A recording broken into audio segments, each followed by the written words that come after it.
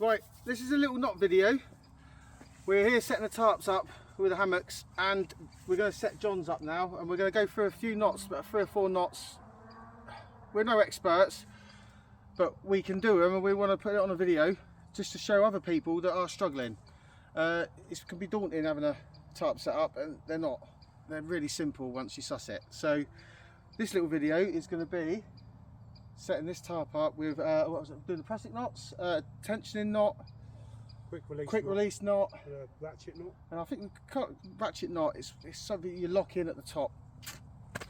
We'll try and explain it as well. I'll try and explain it as best as we can. All right, here we go.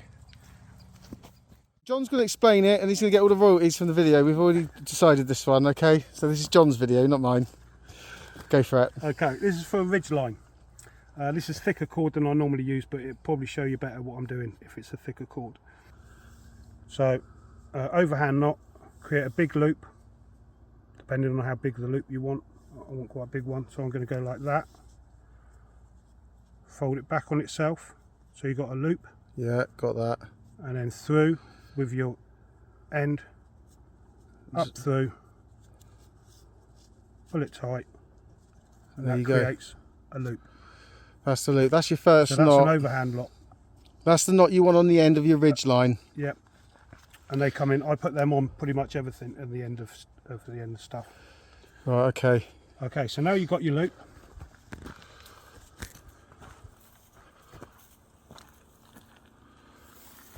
Round the tree. Give yourself loads of slack.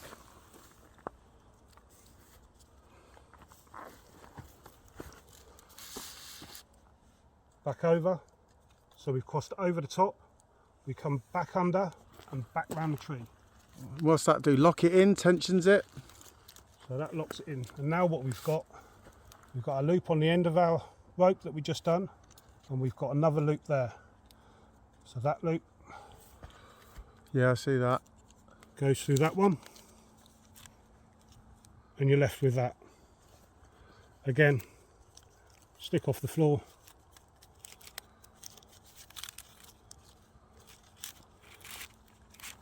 Tighten all that up. That locks it all in.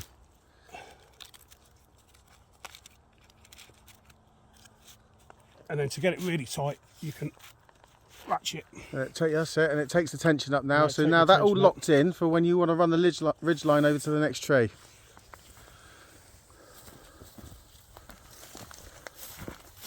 Now there's the other tree.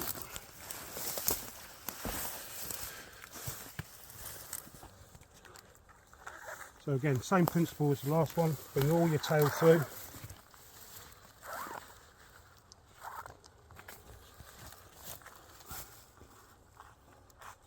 Again, just above head height. Now I put a lot of tension on that. Again, back over the top. And that will take all the tension up on the ridge.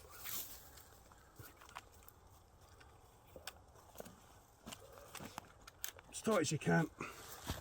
Then back over. Back round the tree, keeping that taut. You see that pulling it in now? Yeah. Now this is nice and tight now.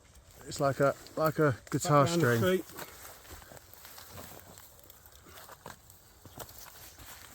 if that's not tight enough, you can do that again. And every time you pull it over, you're creating even more tension. Yeah, that's got a lot more tension on it than mine has. Yeah, that's good. So now what we do, go back over the rope, two fingers. Let's see if we can get this right. Okay. Go back over the rope, 2 fingers, pinch. Turn once towards the tree, still keeping your loop, and then with your tail up underneath and through. Again, creating a loop. Now this is a quick release knot. Again, stick off a tree, off the floor, lock it in, stick off the floor, lock it in, and that's not going anywhere. And that is your ridge line. Look at that. That is nice and tight, that is. Come back. Yeah, come back. All right. So, and the whole reason for this is with any knot, you want it quick releasing. So again, to undo it, loosen off the toggle, pull your tail, and it all comes apart. Easy as that. Really easy. Excellent.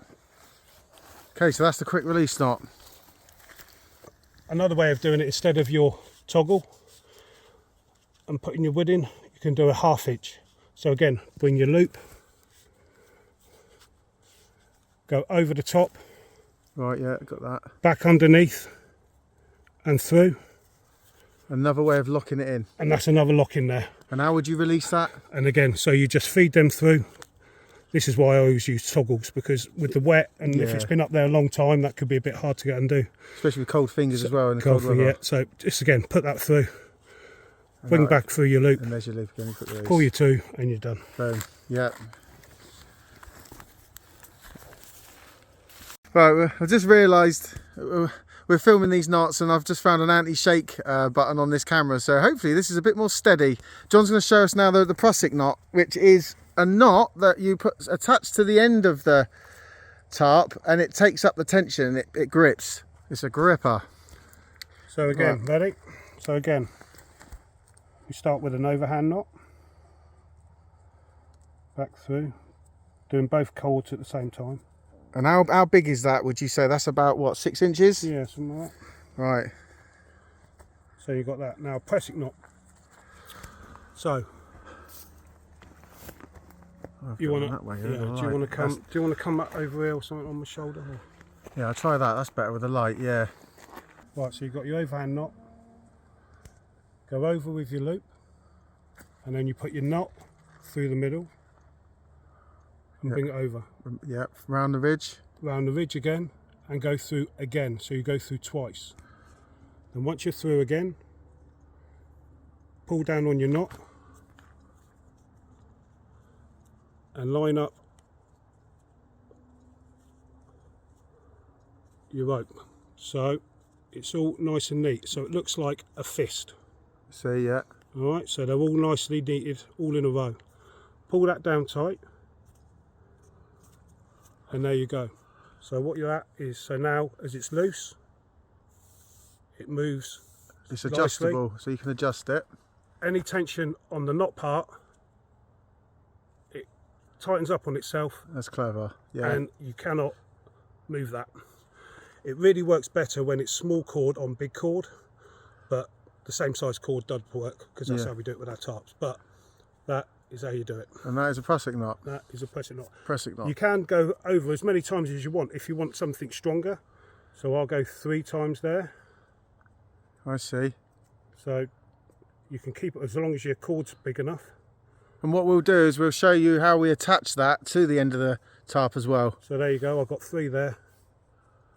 Tighten that up, and again, loose, tight. Brilliant. And to release, just put them all back through the loop again, Look, way they came. and it all comes apart. There you go. Okay.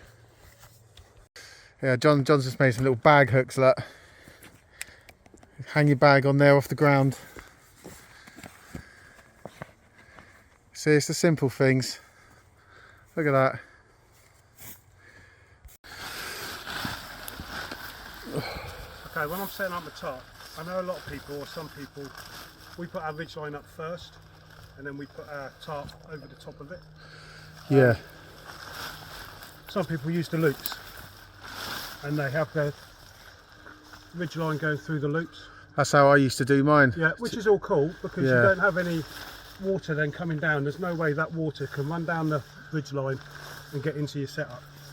And that's a really cool way of doing it. The only thing I say about that is, and I've been up here before when it's been like this, and it's been absolutely beautiful, and I've set up with a diamond formation so I can see out and great. 12 o'clock at night, wind changes, rain comes in, and I've got to get up in the middle of the night and change my tarp. If I was to do that and that was all strung on, I'd have to undo my ridge line and start again. Yeah, pretty much start again, yeah. Where you've got your ridge line just over the top.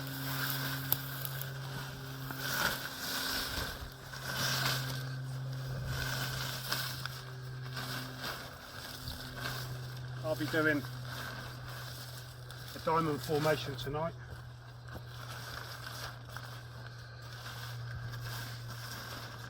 So it'll basically be like that, with the front coming out like that, which is quite open. And then you'll tension this down into the ground, and we'll do another. And we'll do all that, yeah.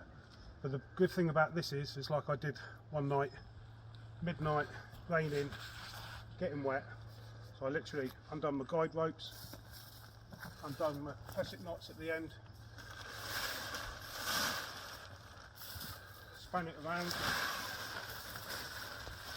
and done a setup Adam's done. Done the A-frame, this one. A-frame, nice and close. I find this setup brilliant for when it rains, and it's going to rain tonight, we think. So within about a quarter of an hour, I'm back in my hammock, getting some Z's. lovely. Yeah. So we'll set up the A-frame. So we'll do a little experiment. John's going diamond. I'm going the A-frame. So we're going to see who gets wet the most. Should be all right. Both of them are all right normally. It depends how the wind's coming in as well. It's not windy, so with my setup, if the wind's coming in, I'm pretty much protected. But it ain't windy. You don't need to do that setup if you don't want to.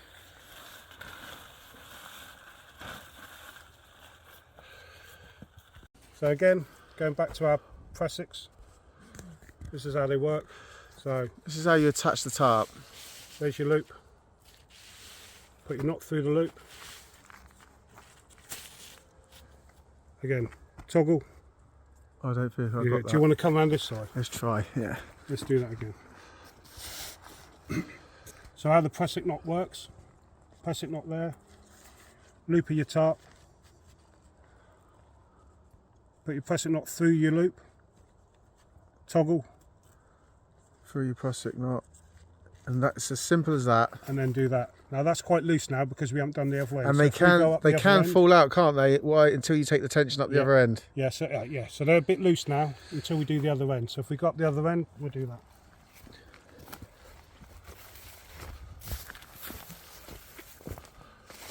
Again, Prusik knot through your loop in your tarp,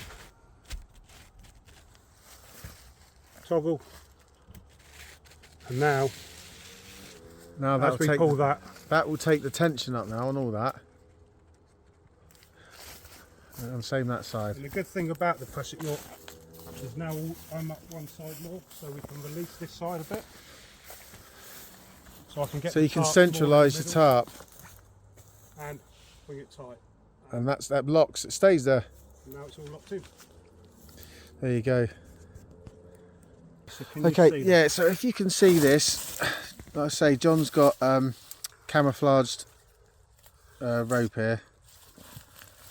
Okay, so I always struggled remembering this one. It's the figure of 4. Until I saw it on another video.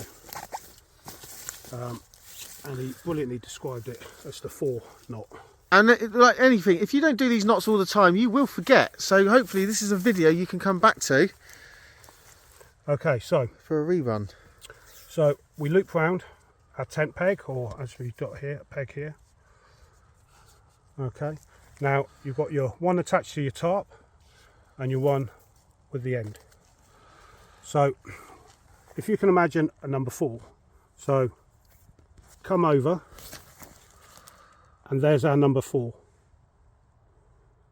So first you go up through the 4, so you go back on itself and through the whole of the 4 that you've just made. Pull all that through and do that twice. So again, going back through the number 4. And that creates a nice little, again, a little bit like the Prusik knot where it's overlapping nice and neat. Then I personally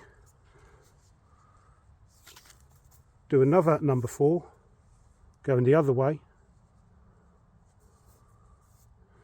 and going through. In other words, it's another half hitch, to be honest. Bring that down tight.